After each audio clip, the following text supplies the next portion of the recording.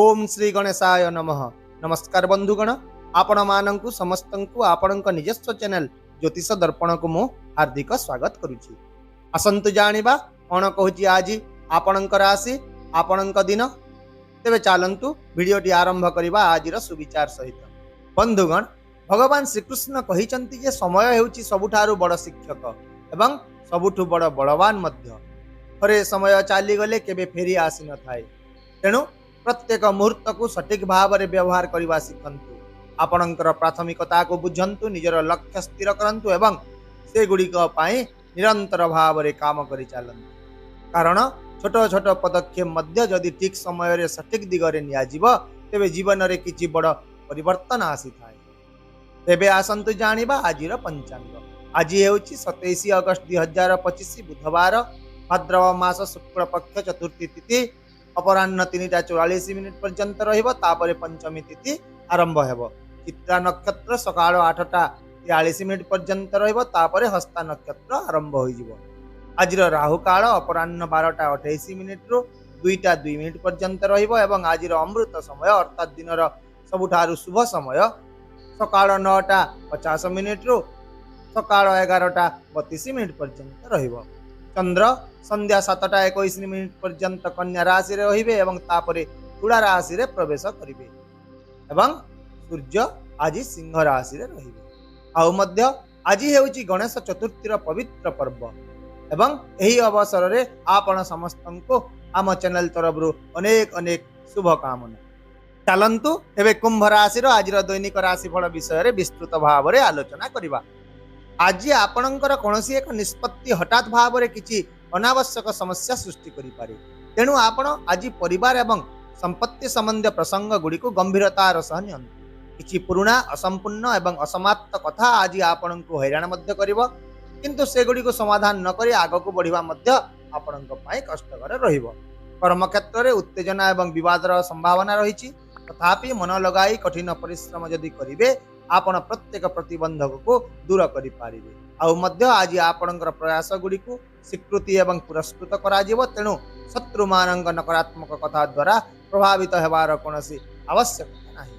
आज आपण कर्म क्षेत्र में आपणकर चतुरता एवं परिचालना क्षमतार पूर्ण लाभ उठाइबे।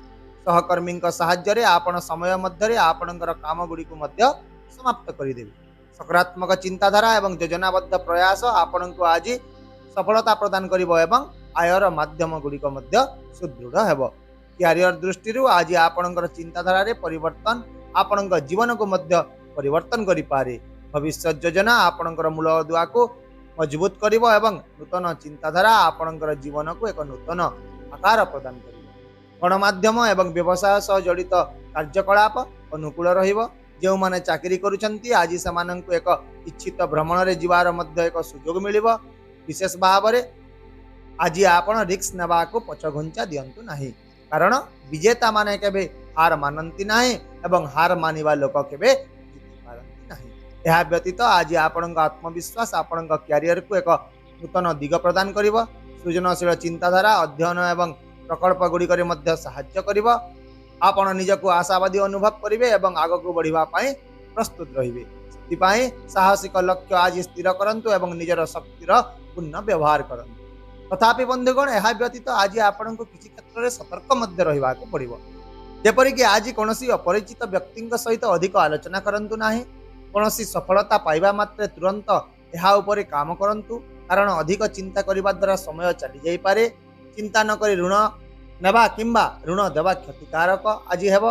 तेणु यह को एड़ांतु। आर्थिक दृष्टिकोण जदि देखिबा आज आपण को टंका बुद्धिमान भाव में खर्च करने को पड़िबो। नूतन चिंताधारा एवं उद्भावन आपण जीवन में उत्साह आनिब। आपण आय वृद्धि पाई कौनसी काम करि पारंती सेतिरे जोथिरे कि आपण को निश्चित भाव में सफलता मिलिबो। एहा व्यतीत आपण को सरकारी योजनार मध्य पूर्ण लाभ मिलिबो। व्यवसाय रे आर्थिक लाभ होई पारे एवं व्यवसाय विस्तार पाई योजना मध्य तैयारी होई पारे। यह छड़ा आज संपत्ति संबंधी कार्य मध्य लाभ पाइबार प्रबल संभावना रही। तथापि हठात किसी अनावश्यक खर्च आसी पारे। तेणु से गुड़िक प्रति विशेष ध्यान दियंतु। स्वास्थ्य विषय जदि देखिबा तेबे आज आपण भितर चिड़चिड़ापण देखि पारंती।